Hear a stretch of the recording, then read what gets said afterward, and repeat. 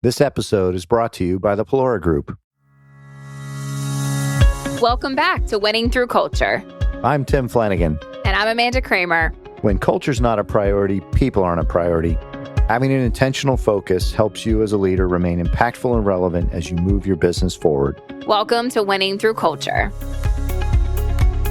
Today, we are excited to bring back a Winning Through Culture Greatest Hits. When we do this, we are looking for an episode out of our library that we have heard from you, our listeners, that has been the most impactful and meaningful as it relates to helping you create an intentional culture in your organization and or has helped you grow as a leader. So without further ado, we're going to turn it right back to...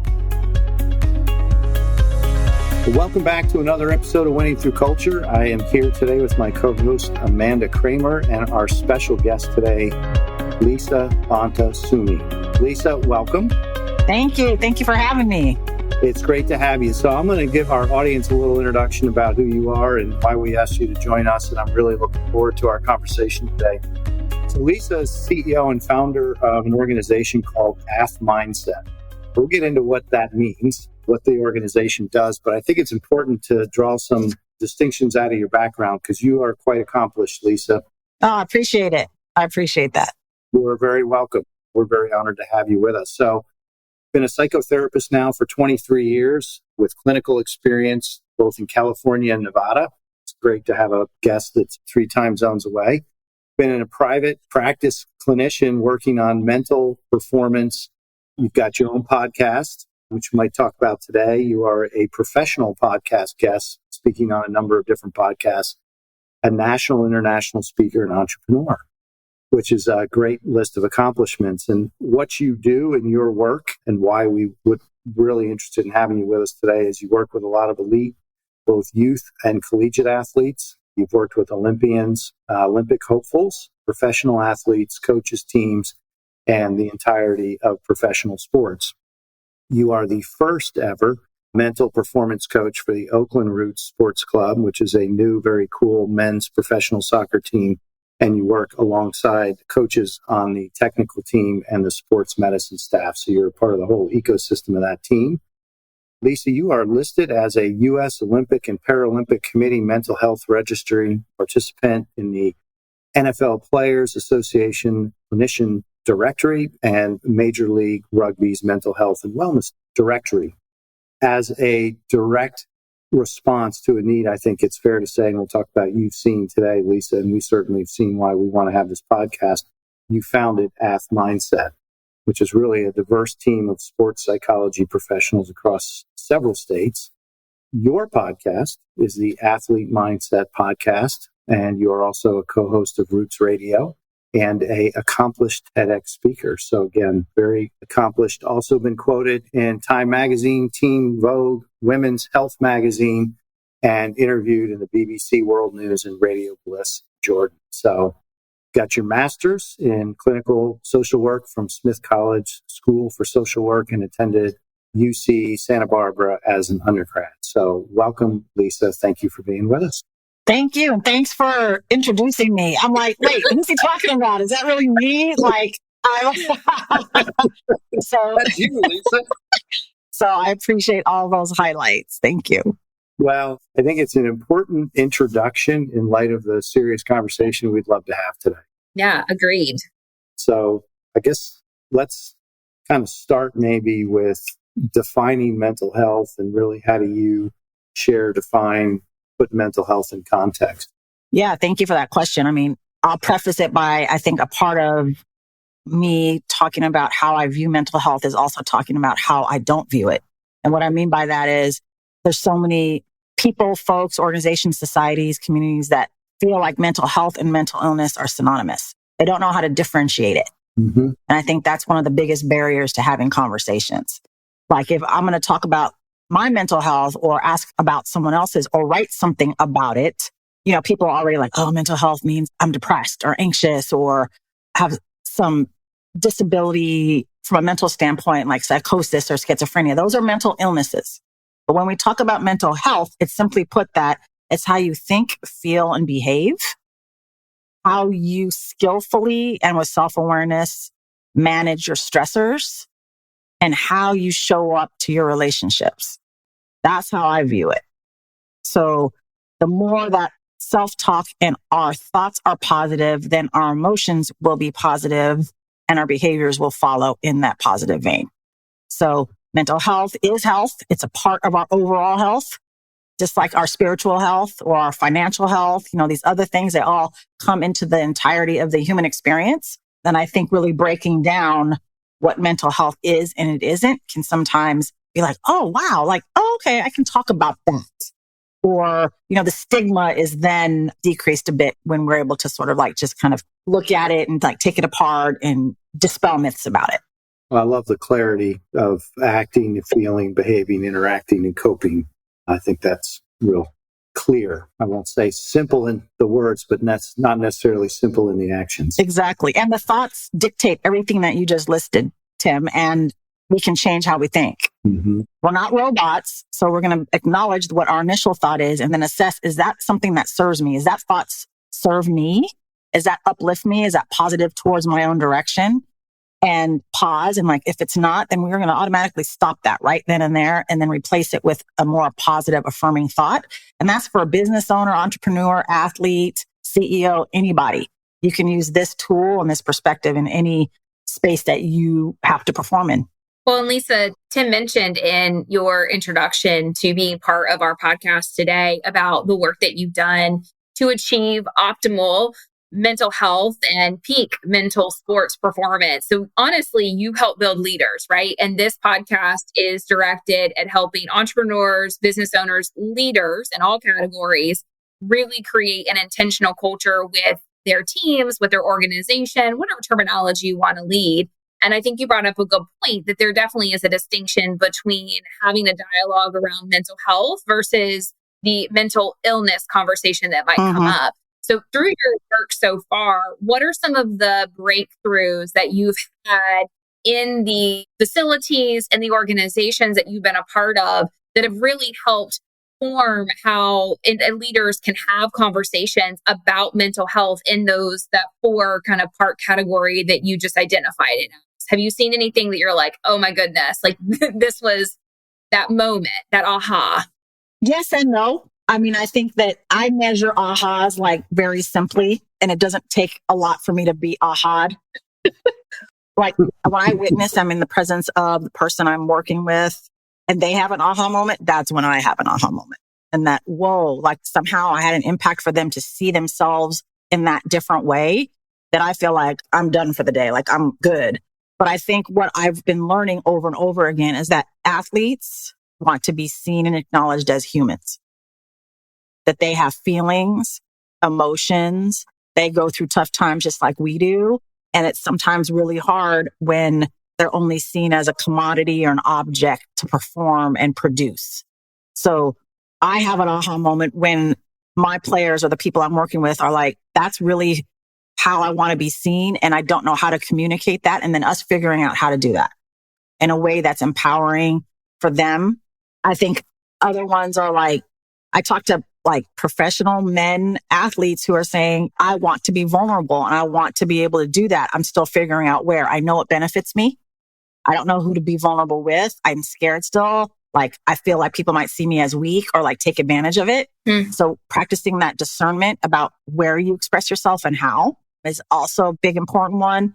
I think them realizing that this whole piece of there's mental health and mental performance. I believe that how you mentally perform in your sphere helps overall mental health. I mean, the only reason why it's differentiated is because it's 2 different professions who help with both sides. Mental performance is how you perform in your sport as a mental performance coach in pro athletics. And so we call those like on the roots, we call those soccer talks. Anything about performance on the field. Then we have life talks are about like, oh, shoot, I just had a baby. I'm trying to manage my sleep. I'm trying to manage how that then impacts how I play and like how I show up to my new baby and my wife or my girlfriend. Or I've just immigrated from another country to come here. I don't know the language, but I'm here to play. And like those stressors and impacts in life are going to impact how someone shows up on the field and helping them make connections and giving them perspectives, tools, and skills like that. Like people sometimes wonder, oh, like it's obvious that if I'm not a healthy human, I'm not going to perform at my best in life and thus not on the field. But integrating that, it's the mental health as well as the physical health, and that it's all connected. Yeah, it's the complete person. So you work with athletes every single day. Many of our listeners, it's not the same, but from a standpoint of a community, you have athletes that are in the community that you're serving. For a leader, they have employees or associates or producers or lots of different terminologies used for that are part of their community. And at the end of it, everybody just wants to be recognized that they are human, that we all have the ability and capacity to succeed and struggle with the same set of circumstances or abilities. And so it's neat that you said it in that way. And I think there's a lot of parallels between being in the sports arena or realm and then in the business realm too, that they're at the end of it, we're all human and we're working towards being the best version of ourselves, and how we incorporate mental health into that is an important dialogue. In May, I think it gives us a great opportunity to have those conversations, especially for organizations, leaders that maybe have not broached the subject of mental health and how that impacts the environment in which they have created for success of, and we would call it a club, right? Or a business, a firm, etc. Absolutely. Absolutely. And that's the beauty of it. Like the way we talk about the skills and tools as relevant to the human who's sitting in front of us or we're talking to on the field, like I was this morning, it applies to their area of their sphere. Like, is it the business room, the meeting room, the conference room? Is it the field? Where are you? Is it out in war? Like, where are you performing and have to regulate yourself and your emotions under high performance situations? Yeah. So as an entrepreneur and business owner myself, alongside being a mental performance coach, I think about that all the time. And how does my humanity show up in the different identities that I have as a woman, as a wife, as a mother, being the only woman a lot of times at the facility with this professional men's team, being a woman of color. How do my identities show up and how do I make sure I'm equitable and how that shows up? Like, how many hours am I spending working on my business and working in my business is always my question. Lisa, I've got a question for you.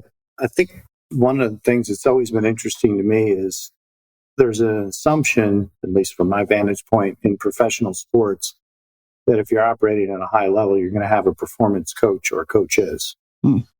And yet the flip side in the business world is there's almost, there are obviously business coaches that work with business leaders, but you just I have not seen the same kind of approach in business where people say, you know what, I need somebody to help me operate at a high level mentally. The same way, if I'm a professional athlete, I would. There's just that, been a very curious, interesting thing to me over the years. And, whether it's in pro golf or any team sport, most high level elite players obviously they may have a coach specific to the skills of their sport. I think most of them, at least my impression, you can correct me if I'm wrong, have a mental performance coach.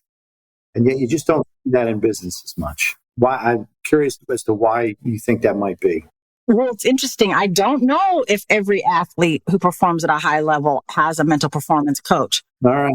I feel like if they consistently do it, if they're able to perform at a high level consistently, game after game, season after season, year after year. I mean, we could talk about LeBron James all we want. And he does have a mental performance coach. He does value the mental side of how he performs in his job, which is on the court. But it takes not only having a coach, but also following your mental training plan, just like you would from your physical performance coach or your athletic trainer, like following it and training on it just as you would to prevent mental injury, just like we prevent physical injury, to assess what's going on, to give skills and tools, to train on those consistently. Because I think there's still, stigma in professional sports about what we call it. I mean, there's been a movement that, a lot of teams and organizations now need to have at least one person on staff who can care for the mental well-being of their athletes. But then we times that by how many players on that team, how many in that organization, is there bandwidth for that, right? Yeah. I think a business coach could help with the mental side of CEOs and entrepreneurs if they're trained and have expertise in that area and know how to build it. Because like, even if a business coach helps you, let's say, with a 1 year, 3 year, or 5 year plan, right? Mm-hmm. Within those plans, there are goals that we set, right? And setting goals helps with the development of mental skills of motivation and confidence. So if the goals are set properly in the form of process goals versus outcome goals, that's mental training right there. Mm-hmm.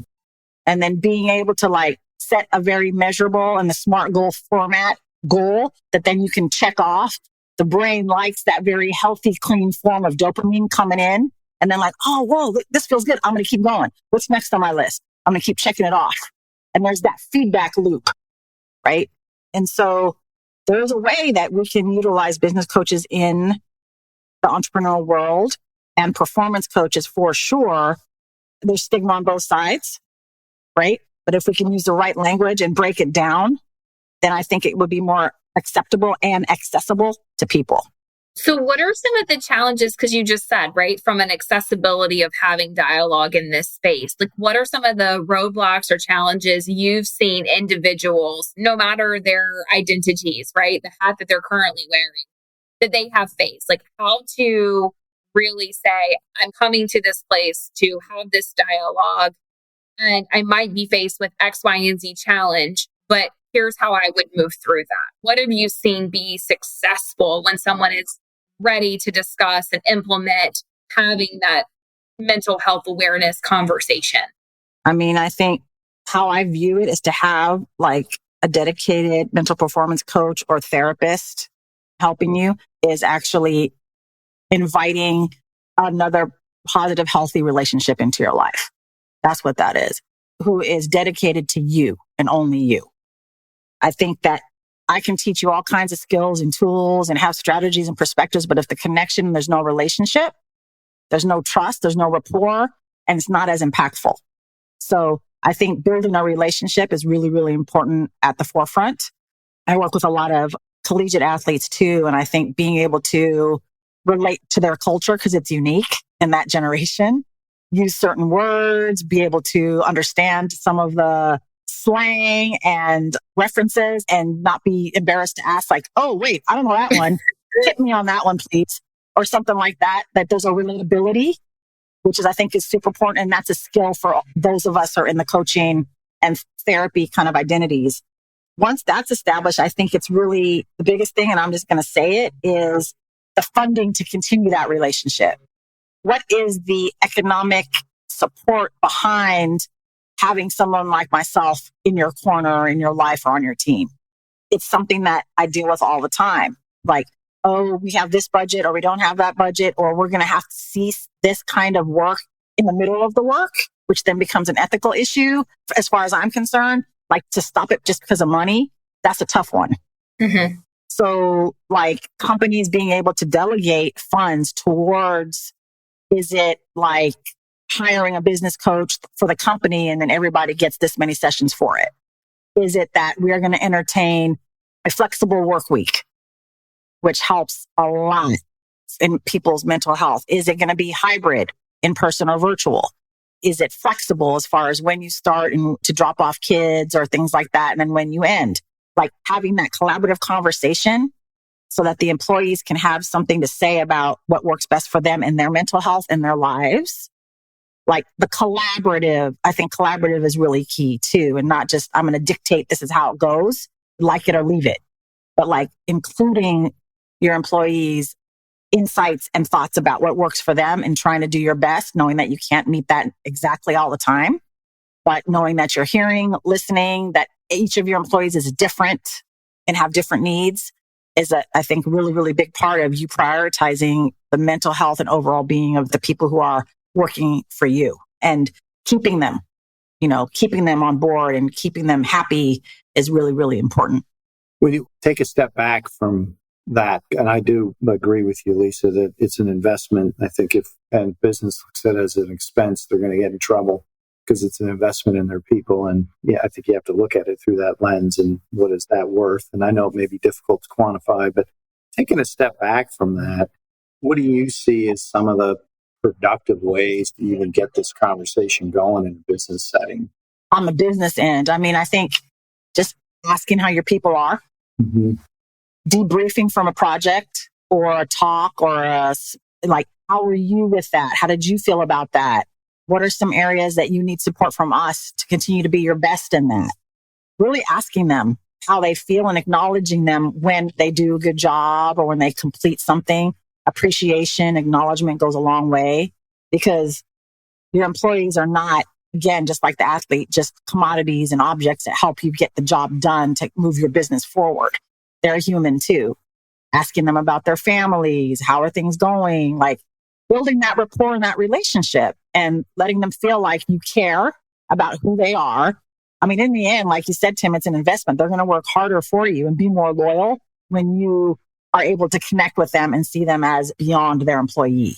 So it doesn't have to be this like, how is your mental health? It doesn't have to be, I mean, that's a big question, right? And it's like, what do you mean? Like, who are you? Like, I don't know. Where is this going? Yeah. It's just like, how are you? How's it going?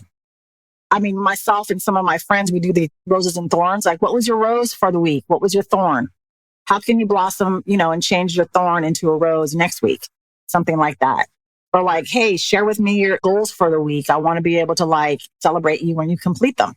Things like that, giving them space, like giving them an extended lunch if they wanted to take a walk or do a yoga class or meditate in the middle of their work day. So then they maybe like stay a little later. Like these little things that like, oh shoot, that is a little thing that can go a long way in the investment of our people. So it doesn't have to be a big intimidating conversation. And I think that's the reason why a lot of business owners and entrepreneurs don't ask it or don't know how to approach it. But it doesn't have to be. It can be simple. And it's the sincerity and meaning behind it, I think, and your heart behind it that really matters. You brought up a really good point. And so we pull on the experiences of our daily life. Tim and I do as part of content, right, for this podcast, and just sharing that with the world. And hopefully listeners can take a piece away from it and impact those that are around them. But one of the things that we instituted several years ago was around having the opportunity for someone to have a culture feedback conversation. So what are the things that you see that are going well that we should continue as an organization or a team or as a leadership organization? What are some of the things that you feel we should potentially put up for consideration on pausing or stopping? And then the one piece that really shifted, and you just mentioned this, we started to ask, and I actually conduct these. So I started to ask, what does appreciation and acknowledgement look like for you? Because every single person, and I'm assuming you would probably feel the same from an athlete standpoint, every person likes to receive their recognition differently, and or appreciation can come in varying forms. Sometimes it is a one-on-one acknowledgement, more of a private conversation. Sometimes it's somebody who wants like a grandiose in front of the entire organization. That's what means the most to them. Some of the individuals would, a spot bonus or some type of incentive that's different. So that's been really eye-opening to figure out and sit down and say, okay, so this person actually puts more value on how we share that celebration and that acknowledgement based on their own set of circumstances and how they're built. It's a cool discussion to have, and it's a nice way to enter into that mental health space if someone is not comfortable as a leader or part of an organization to sit there and say, okay, how is your mental health? That is a leading question, I think. But there are some small ways you can go about it that really do acknowledge how much you care and how much you're willing to be vulnerable in that and adjust how the end result ends up happening to meet the needs of that person that's sitting in front of you. No, that's amazing. I love it. I love hearing that. And I think it's so important that not every human's created equal, not every employee is created equal, and how they like to be communicated to in general. Right. I think, Amanda, you sharing what you all have done in different organizations and your organization about building a winning culture is key around like, how does acknowledgement and appreciation land for each individual human who likes to receive it differently? And what I like to use as a simple tool too is interesting is like, what is your love language? Mm-hmm. I mean, love can be any kind of love, any kind of appreciation. It doesn't have to be romantic love, right? Absolutely. So it could be verbal appreciation. It could be gifts. Acts of It could be quality time, acts of service, exactly. Like, what does your employee, what will they respond to the most and be the most impactful in figuring out like how you show that love, acknowledgement, appreciation. So that's super cool that you guys do that. It's definitely an evolution. We started with a series of questions and then we have evolved as we've gotten better at having those individualized dialogues, right? And making sure that the space is there for somebody to share. And I always like to say the good, the bad, and the ugly. I want to hear it all. I can't do anything about it if you don't share what's going on, but you have to, as you articulated earlier, you have to have that relational capital, that bank account where they know that you are building that with that individual. So in the event that you do go to them and ask for something, it's not seen as detrimental in any way, shape, or form. It's really like, okay, this person has shown their investment in me. And this organization has shown how deeply they care about me as an individual, not necessarily the title that I have. And then the reciprocal experience is just so much better. You really get the data almost that you need in order to have meaningful change, especially as you're working to build and form and continuously evolve the culture that is in your team, your whatever word you want to use there. Right. Yeah, your group, your team, definitely. Yeah. There's an old adage of people don't care how much you know until they know how much you care. Mm-hmm. I agree with that wholeheartedly. Yeah.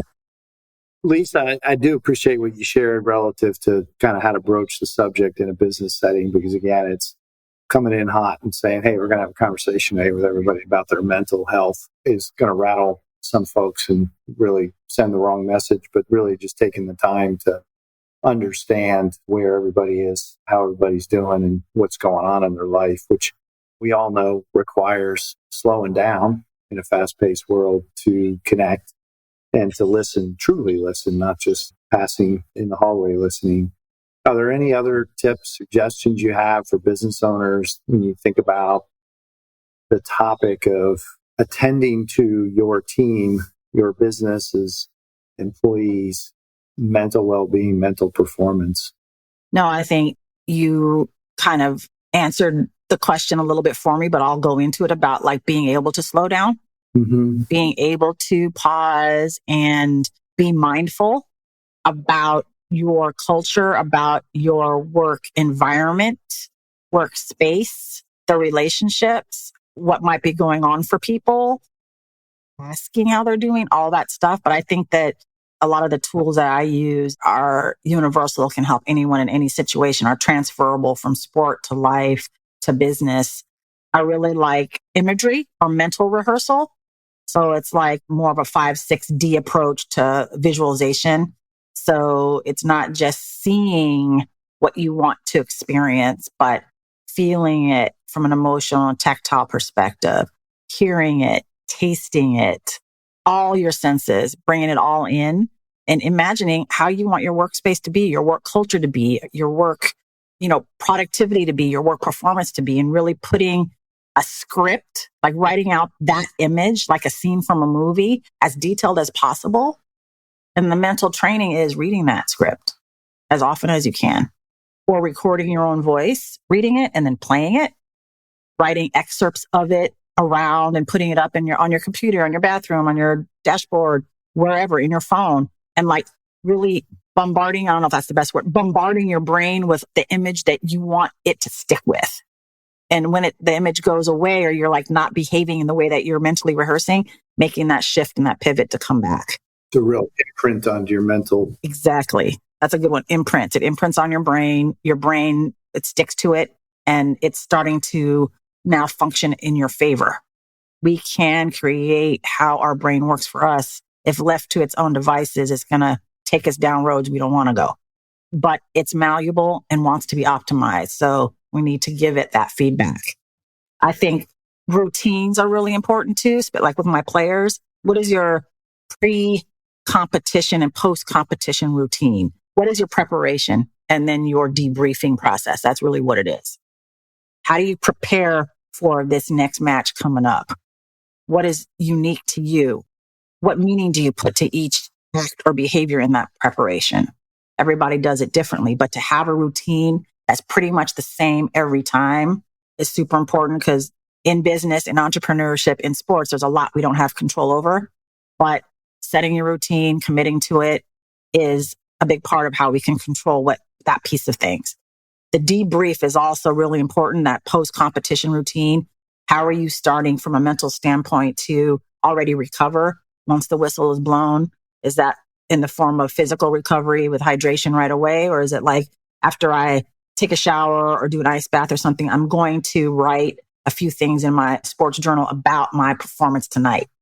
Later could be tonight or the next day as well. Like, again, roses and thorns, or what are the areas that I feel really proud of, or how I contributed to my team? What are the other areas that I want to continue to grow in and continue to improve in? And then tracking that. Like, these are the ways I'm going to be better here, and the areas of support I need to execute that. Again, it can be applied to any environment, but that reflective process is also really, really important. And providing your employees the opportunity to have that time, I think, would really show the value that you have in them continuing to grow and stretch from a mental standpoint. Do you have any advice for leaders who might be in the moment and they need to check in with themselves on their mental health? Because, you're in a stressful meeting, you're in a situation, I can think of several, and I'm like, cool. So how do I check in with myself so I show up with that image that I've imprinted on my brain? I know this is how I want to come across, but right at this second, I know I'm not going to show up like that. What are some things that a leader, a person in general, human, could do to check in with themselves? For sure. It's a great question. I think Tim alluded to earlier, like the mindfulness act, but like a breath, an intentional breath. When you can just kind of like, okay, I'm feeling my emotions regulate, or I feel like my heartbeat is beating too fast, or my thoughts aren't as clear as I want them to be in this moment, just like, and then move on. Yeah. The breath does a lot to regulate the brain and the emotions. It gives the brain the message that everything's okay. Because when we're breathing up here, it's like the fight or flight or freeze response. And it's not getting basically enough oxygen to your brain to function in that moment. When we're able to be like, no, I'm going to interrupt that. I'm not going to breathe like that. The brain's like, oh, okay, she's on it. Like, she knows what she's doing right now. She's calming us down. Then blood pressure goes down, heart rate goes down. We're calmer. Our mental faculties are more available to then execute in the moment. And I think there's also this piece, like, you're in a meeting or you're in a game, like, you don't have to be perfect. That's the humanity of it too. It's like, hey, everybody take a 2-minute break. Let's all just kind of like get up, stretch, and come back down, and then we're going to regroup. Like, you don't have to push through it and feel like, oh, if I'm not perfect, they're going to think I'm blah, blah, blah. But that's the self-talk, right? Right. Positive self-talk. I'm human. I'm allowed to take a break. I'm allowed to take a breath. And I'm modeling for other leaders and the people who work for me that that's an okay thing to do. Yeah. Right?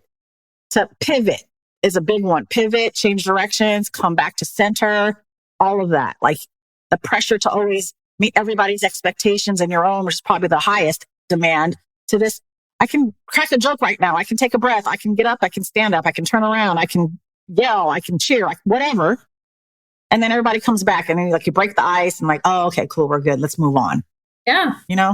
Absolutely. Well, I think there's a lot we've discussed today, Lisa, that even in the context of athletes, as an entrepreneur, business owner, is extremely applicable.